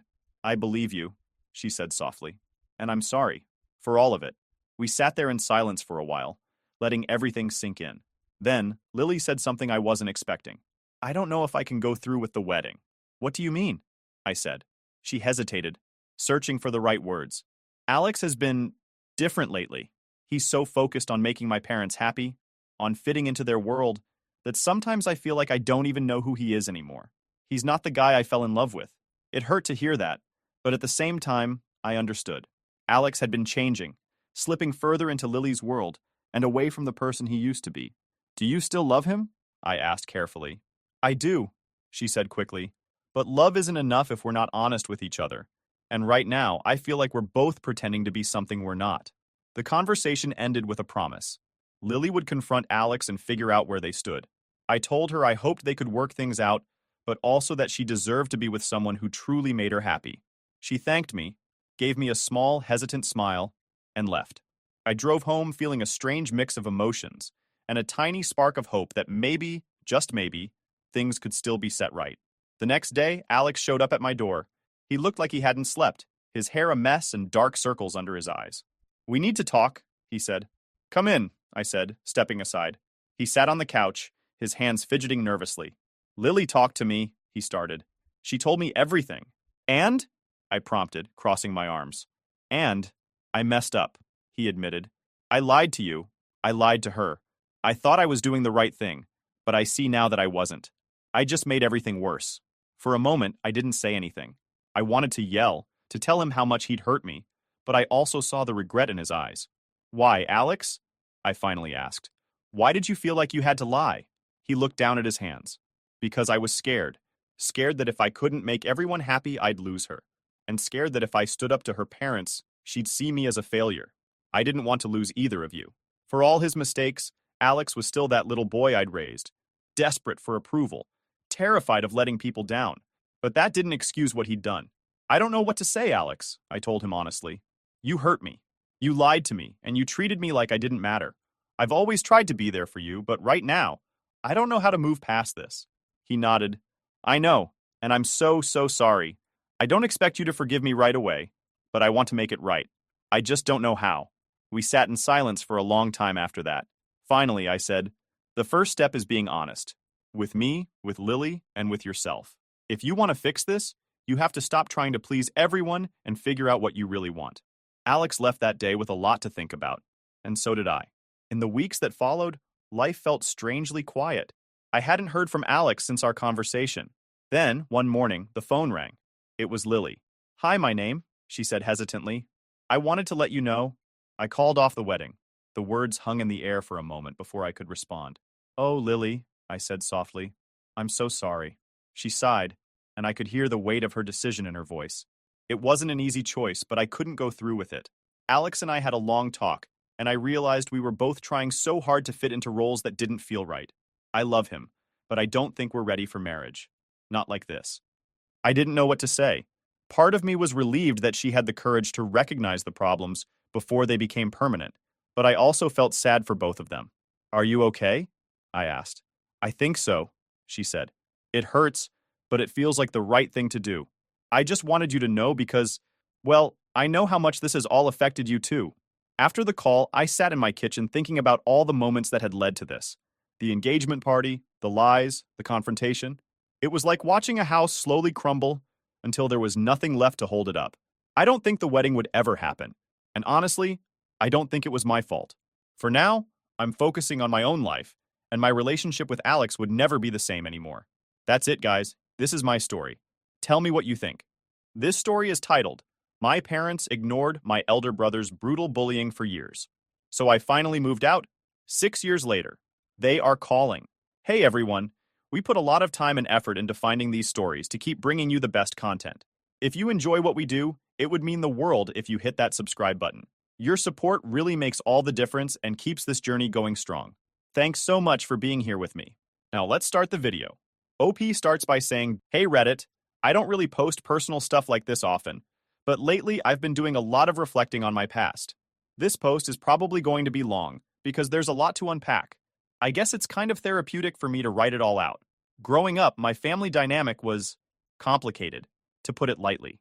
I always felt like the invisible kid, like I was just an extra piece in a puzzle that was already complete without me. My older brother, Blake, was the main character in our family, and I was just the side note. Blake has ADHD, and while I understand now that it can make things difficult, it felt like my entire childhood revolved around accommodating him. I don't remember a time when Blake wasn't the center of attention. It's like he had this gravitational pull, and everyone, especially my parents, orbited around him. From the moment I was born, it was clear that Blake didn't want me there. He was 5 years old, and instead of being excited about having a little sibling, he seemed to hate me on sight. Blake's jealousy started early. I was too young to remember the details, but my mom would tell stories about how he'd throw massive tantrums whenever she or my dad gave me any attention. As I got older, I started noticing it myself. If I was playing with a toy, Blake would snatch it out of my hands, even if he didn't actually want it. It was like the simple fact that I was enjoying something made him furious. Birthdays were the worst. You know how birthdays are supposed to be a big deal when you're a kid? A day where you get to feel special? Not for me. Blake made sure of that. Every single year, he'd throw some kind of fit. He'd cry, scream, knock over the cake, or just make a scene in front of everyone. My parents' reaction? Blake doesn't mean it. He's just overwhelmed. Or, you know how Blake gets. I didn't even care about the presents after a while. I just wanted one day where I wasn't overshadowed by Blake's drama. But it never happened. Even when I was older and tried to advocate for myself, it was like my parents didn't hear me. Blake always came first. When I was little, I tried to brush off Blake's behavior because, well, I didn't know any better. But as I grew older, it became clear that he wasn't just difficult, he was a bully. He'd push me, shove me, or knock things out of my hands for no reason other than to assert his dominance. He bit me a few times too. And while I know that sounds ridiculous now, it was genuinely terrifying as a kid. My parents would say, "Oh, he's just being a big brother." Or, "You'll understand when you're older." Spoiler alert, I don't understand, and I never will. The worst part wasn't even Blake's bullying. It was the fact that my parents let him get away with it. Every time I told them how much it hurt, they'd just shrug it off. Blake's special. You need to be patient with him. Patience. That word makes my skin crawl now, because it was always directed at me, not at him. Why wasn't he the one who needed to learn patience? Why wasn't he taught to control himself? I think what hurt the most was that they made me feel like my feelings didn't matter. If I cried after Blake hit me or screamed at me, they'd comfort him, not me. "He didn't mean it," they'd say over and over. It's like they thought I was the problem for not being more understanding. I remember sitting in my room sometimes, crying and wondering if I was being dramatic. Maybe I was too sensitive. Maybe I was the one in the wrong. But deep down, I knew it wasn't fair. Blake's behavior wasn't just limited to me, though. He struggled socially, too. He never had many friends, and my parents would try to set up playdates for him. Those were disasters. He'd act out, make the other kids uncomfortable, and then they wouldn't want to come back. My parents always seemed more embarrassed for him than concerned about how his actions affected others. Meanwhile, I learned early on to keep my head down and avoid rocking the boat. I became the good kid because I didn't want to add to their stress. But being the good kid didn't mean I got rewarded. It just meant I was ignored. I longed for a normal sibling relationship, the kind you see in movies where brothers or sisters look out for each other. I wanted a protector, not a tormentor. Instead, I got Blake, who seemed to delight in making my life miserable. One of the most vivid memories I have is from when I was about 13. I begged my parents to take me on a trip to Disneyland, just the three of us. For once, I wanted something special that didn't involve Blake. After days of pleading, they finally agreed. The plan was to leave Blake with our grandparents for 3 days and have some one-on-one time with me. I was so excited, I couldn't sleep the night before. But when Blake found out about the trip, he lost it. He screamed, cried, and even threw things around the house.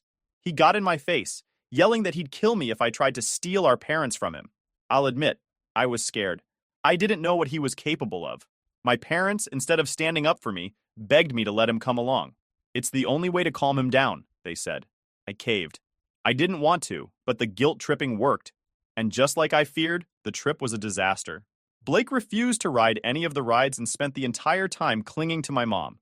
He complained about the crowds, cried about the noise, and ruined what should have been a magical experience for me. I'll never forget how crushed I felt that day.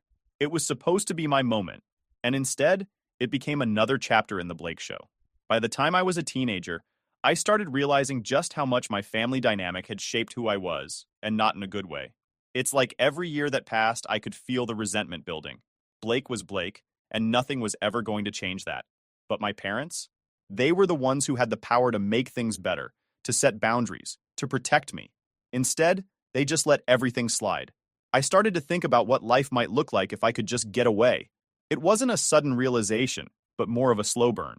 Little moments kept adding up. Like the time Blake smashed one of my school projects because I was getting too much praise for it, and my mom didn't even bother to reprimand him. Or when my dad lectured me about being more understanding after Blake shoved me into a wall because I wouldn't give him the TV remote. I spent a lot of time in my room, thinking about how unfair it all felt. My parents weren't bad people. They were just completely blind to what they were doing. They thought they were helping Blake by letting him act however he wanted, but all they were doing was enabling him. And while they were so focused on him, I was falling through the cracks. I knew I had to leave eventually. It wasn't even a choice anymore. It was a necessity. I started thinking about college as my way out. Not just any college, though. I wasn't going to stick around in our small town, where my parents could guilt trip me into coming back home every weekend. I needed to get far away, where I could finally start living for myself. I didn't want to be the person who spent their whole life cleaning up after someone else's messes. When I was 17, I started applying to schools, focusing on ones that were as far away as possible. I'd stay up late researching campuses, trying to imagine what it would feel like to have my own space, my own life. It was like planning an escape route, and I put everything I had into it. Of course, my parents weren't happy when they found out. I still remember the night I told them. We were sitting at the dinner table, and I casually mentioned that I had applied to a university on the other side of the country. My mom froze mid-bite, and my dad put down his fork like I'd just told them I was moving to Mars. "Why would you want to go so far away?" my mom asked, her voice already starting to rise. "You have great schools right here. What's wrong with staying close to home?" I tried to keep my cool. "I just want to experience something different. I think it would be good for me." That's when my dad jumped in. "Blake needs you here. You know how hard things are for him. You can't just leave him like that." That comment hit me like a punch to the gut. Blake needs me? What about what I needed? I looked at them both, trying to find the right words to explain how much I was suffocating in that house. But I knew they wouldn't understand. They never did. "I'm not responsible for Blake," I said, as calmly as I could. "I need to live my own life." That's when the conversation took a turn I'll never forget. My dad, clearly frustrated, blurted out something I don't think he even meant to say. "We had you so that Blake would always have someone to take care of him." I stared at him, my stomach dropping like a rock. My mom immediately jumped in, trying to backtrack. "He doesn't mean it like that," she said, her voice shaking. "Of course we love you. You're just part of the family plan." Part of the family plan? I don't know if they realized how much damage those words did, but in that moment, everything clicked for me. My whole life, I'd felt like I was second place to Blake. Now I knew why. I wasn't just second place, I was a backup plan. I didn't say much after that. What could I say? The idea that my parents didn't see me as my own person, but as an extension of Blake's care, was too much to process. I excused myself from the table and went upstairs, closing the door behind me. That night, I made a promise to myself. No matter what it took, I was going to leave. I wasn't going to let my parents' expectations trap me in a life I didn't want. I didn't care if they called me selfish or ungrateful or whatever else they wanted to throw at me. For once, I was going to put myself first. The next few months were a whirlwind. I threw myself into my schoolwork, determined to get the grades I needed for a scholarship. I started saving every penny I could from my part-time job, even though it wasn't much. And when acceptance letters started coming in, I didn't tell my parents right away. I wanted to have a plan in place before I broke the news. When I finally told them that I'd been accepted to a university across the country, they didn't take it well. My mom cried. My dad tried to guilt trip me, saying I was abandoning the family. They even threatened to cut me off financially, which was laughable considering they hadn't saved much for my college fund to begin with. But I didn't care. I had already talked to my grandparents, who were the only ones who truly supported me. They offered to let me stay with them until I was ready to leave for school, and even said they'd help me with some of the costs. It wasn't ideal, but it was enough. The day I packed my bags and left for my grandparents' house was the first time I felt like I could breathe. My parents tried one last time to convince me to stay, but I didn't look back. I knew I was doing the right thing. That summer, I worked harder than I ever had before, saving up as much money as I could and preparing for the next chapter of my life. I was scared, sure, but I was also excited. For the first time, I felt like I had a future that was truly mine. Looking back now, I realized that leaving wasn't just about escaping Blake or my parents' expectations. It was about finding myself, about proving to myself that I was more than just an afterthought in someone else's story. And even though the road ahead was going to be tough, I knew I was ready for it. When I finally left for college, it felt like stepping into another world. For the first time, I could breathe without constantly looking over my shoulder for Blake or worrying about what my parents wanted. I won't lie and say it was easy. Those first few months were tough, but it was the freedom I had been craving my entire life. The hardest part was figuring out how to make ends meet. My parents followed through on their threat to cut me off financially. Not that they had much to offer anyway, but it still stung knowing they were serious about it. It wasn't just about the money, it was about how little they valued me as a person. I didn't hear from them after I left, not even a single call or text to see if I was okay. They made it clear that if I wasn't willing to play the role they had planned for me, I wasn't worth their time. Thankfully, my grandparents had my back. They let me stay with them for the summer before I left for school and even helped cover some of the costs to get me started. My grandpa gave me this long speech about how I should never feel guilty for leaving and how proud he was of me for wanting to chase my dreams. It was the kind of support I'd never gotten from my parents, and I think it's the only reason I didn't completely fall apart. When I got to campus, I realized just how unprepared I was for the real world.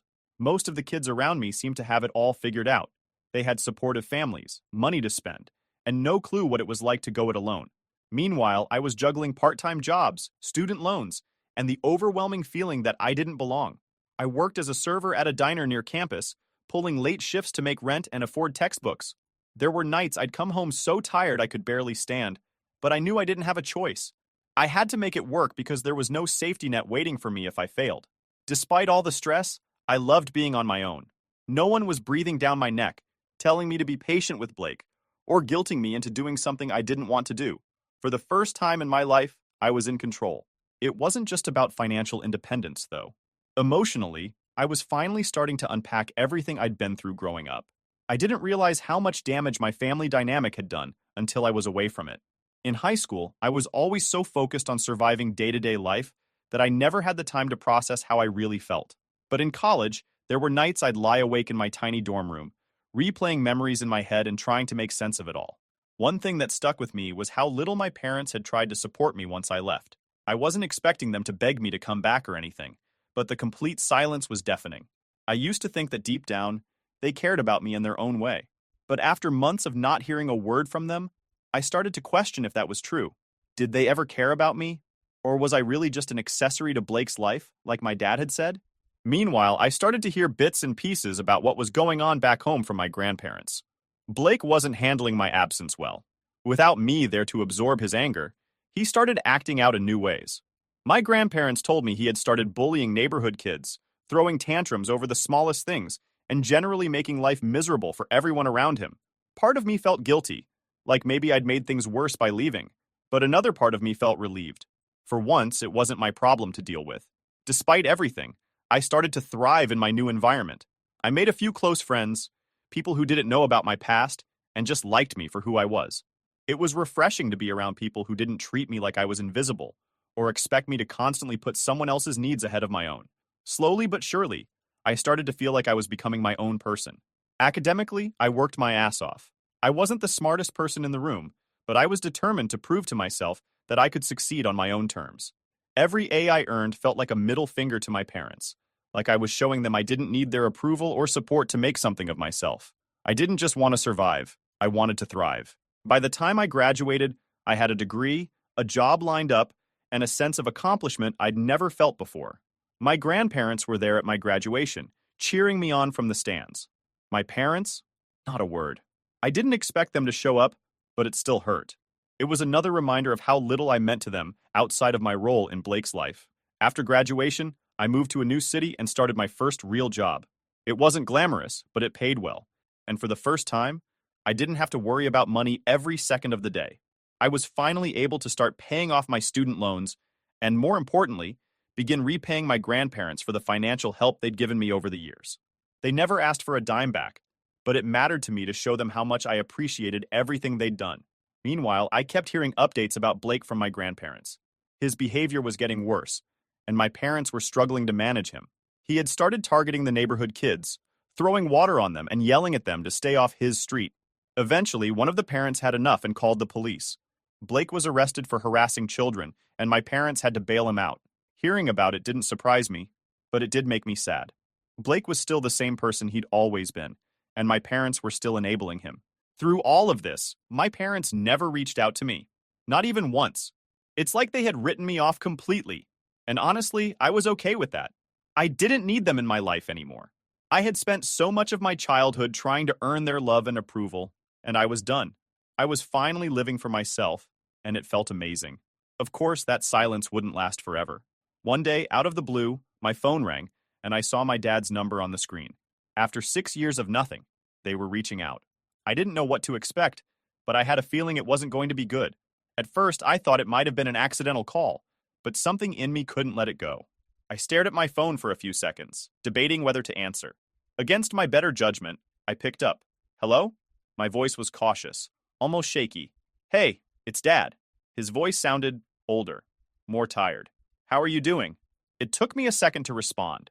I mean, how do you even answer a question like that from someone who hasn't spoken to you in years? I'm fine, I said, my tone neutral. What's going on? He hesitated. That's when I knew something was up. My dad wasn't the type to beat around the bush unless there was bad news involved. Your mom and we've been talking and we think it's time we put everything behind us. We miss you and we want to make things right. I didn't say anything at first. My brain was working overtime, trying to figure out what angle they were playing. Why now? Why after 6 years of nothing? I wasn't buying the whole "we miss you" act. That's nice, I said, keeping my tone flat. But what do you really want? He sighed, like he was disappointed I didn't fall for his script.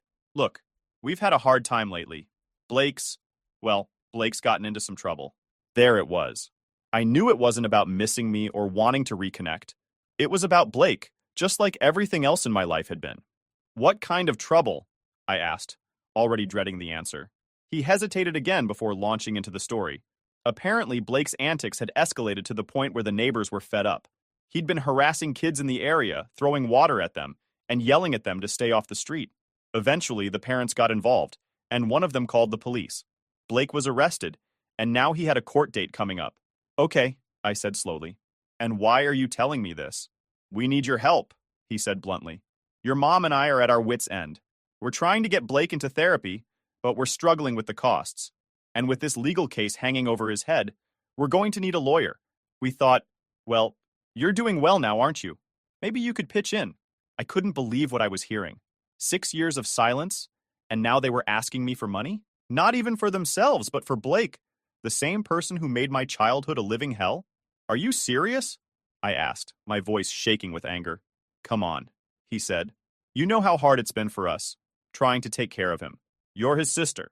Don't you think it's time to step up and help the family? I snapped. All the anger, all the resentment I'd bottled up for years came flooding out. Help the family? You mean the same family that abandoned me the second I decided to live my own life? The same family that let Blake torment me for years without lifting a finger? Are you actually asking me to help the person who made my life miserable? My dad tried to interrupt, but I wasn't done. You didn't care about me when I needed you. You didn't call me once in 6 years. And now you want me to swoop in and fix everything? Number, absolutely not. There was silence on the other end of the line. Then my dad said, We're sorry, okay? We know we messed up, but Blake is struggling, and we don't know what to do. Can't you find it in your heart to forgive us and help out? I laughed bitterly. You think this is about forgiveness? You think an apology is enough to erase years of neglect and abuse?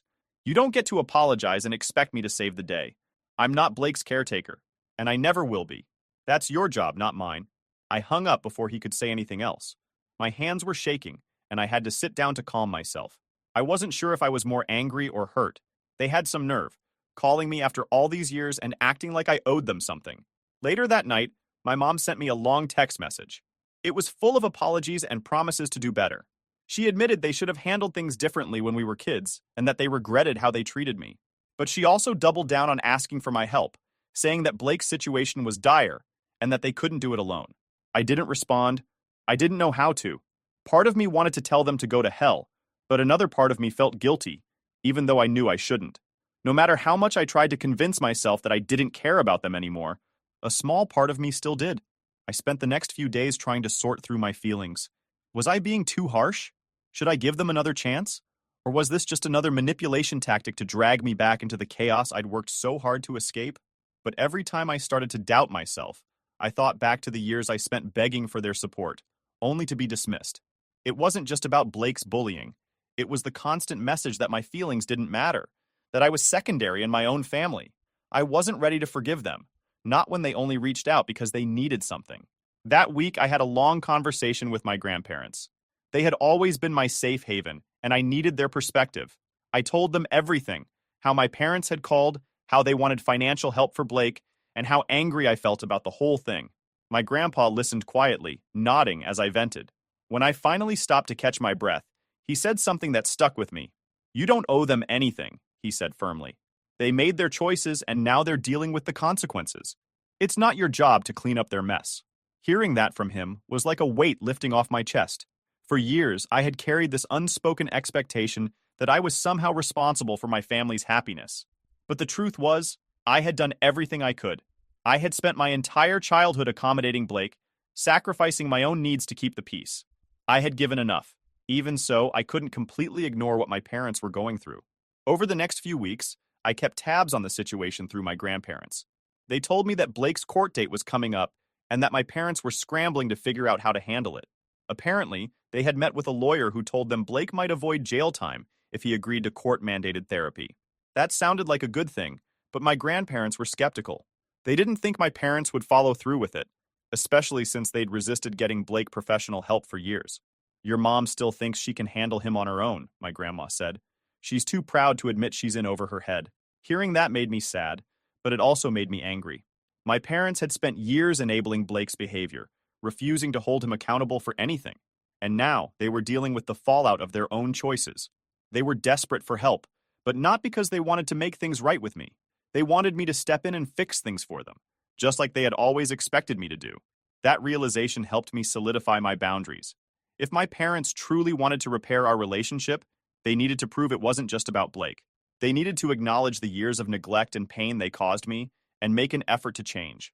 I wasn't going to be their backup plan anymore. A few weeks later, my grandparents told me that Blake's court date had come and gone. The judge had ordered him to attend therapy and issued a restraining order that required him to stay away from the neighborhood kids he had been harassing. My grandparents seemed cautiously optimistic, but I wasn't holding my breath. Therapy could help, sure, but only if my parents actually supported the process. Given their track record, I wasn't convinced they'd follow through. Meanwhile, my parents hadn't tried to contact me again, at least not directly. My grandma mentioned that my mom had been venting about me during one of their conversations. According to her, my mom was frustrated that I hadn't responded to her messages and felt like I was punishing them by staying distant. When my grandma told me that, I just shook my head. It wasn't about punishment. It was about protecting myself from more hurt. Still, I couldn't shake the feeling that this wasn't over. My parents were too stubborn to let things go, especially when it came to Blake. And sure enough, a few days later, I got a message from a number I didn't recognize. It was my dad, using a new phone to reach out. The message was short and to the point. Period. We're sorry if we upset you. We just want to talk. Please give us a chance. I stared at the message for a long time, debating whether to reply. On one hand, I was curious. Had they really changed? Did they genuinely want to mend things? Or was this just another attempt to rope me back into their drama? On the other hand, I didn't want to open the door for more manipulation. I'd worked so hard to build a life away from their chaos, and I wasn't sure I was ready to risk it. In the end, I decided not to respond. I wasn't ready to face them yet, and I wasn't going to let guilt dictate my choices. If they truly wanted to make amends, they would have to prove it through their actions, not just words. After ignoring my dad's latest attempt to reach out, I finally felt like I was beginning to close a chapter in my life that had been left open for too long. My childhood and teenage years had been defined by my family's dysfunction, but now I was in control. Still, that didn't mean the emotions disappeared overnight. There was a lot I had to process, and the journey to truly moving on was far from easy. A few weeks after my dad's text, I got an update from my grandparents about how things were going back home. Blake had started his court-mandated therapy, but not without resistance. Apparently, he had thrown a massive fit before his first session, yelling that he didn't need help and that everyone else was the problem. My grandparents said my mom had to practically drag him out of the house to get him there. Hearing about that didn't surprise me. It was classic Blake behavior, but it did make me feel a strange mix of emotions. On one hand, I was relieved he was finally being forced to confront his issues. On the other hand, I couldn't help but wonder if therapy would actually help him, or if it was too late for meaningful change. Years of enabling don't just disappear because of a court order. Meanwhile, my parents were still struggling financially. Between Blake's legal fees, the fines they had to pay, and the cost of therapy, they were barely keeping their heads above water. My grandparents mentioned that they'd had to step in a few times to help cover expenses, even though my parents hadn't asked directly. My grandparents didn't seem happy about it, but they said they couldn't stand by and watch my parents sink. I felt bad for my grandparents. They'd already done so much for me, and now they were being dragged into my parents' mess. I told them they didn't have to keep me updated if it was too stressful for them, but they insisted they wanted to. You deserve to know what's going on, my grandma said, even if you're not involved. Despite everything, my grandparents were still encouraging me to maintain some kind of distance. They knew how much pain my parents had caused me, and they didn't want me to get sucked back into that dynamic. They need to learn how to stand on their own, my grandpa said, and you need to keep living your life. I still heard updates from my grandparents every now and then. They told me that Blake's therapy sessions had been rocky, but that the therapist was optimistic about his progress. My parents, meanwhile, were still trying to repair their reputation in the neighborhood after everything that had happened with Blake and the local kids. It sounded like they had a long road ahead of them, but that was their journey to navigate, not mine. As for me, I started making plans for the future. I'd been saving up for years, and I was finally in a position to travel, something I'd always dreamed of, but never had the chance to do. I booked a trip to Europe, just me in a backpack, and the thought of exploring new places on my own was both exciting and terrifying. Before I left, I made sure to visit my grandparents. I wanted to thank them for everything they'd done for me, for their support, their love, and their unwavering belief in me, even when my parents didn't. We spent the day reminiscing about old times, and my grandpa gave me one of his famous pep talks before I left. "You've been through a lot," he said, "but you've come out stronger because of it. Don't let anyone take that away from you." As I boarded the plane for my trip, I thought about how far I'd come. My parents might never fully understand the pain they caused me, and Blake might never change, but that was okay. I wasn't living for them anymore. I was living for myself, and for the first time in my life, that was enough.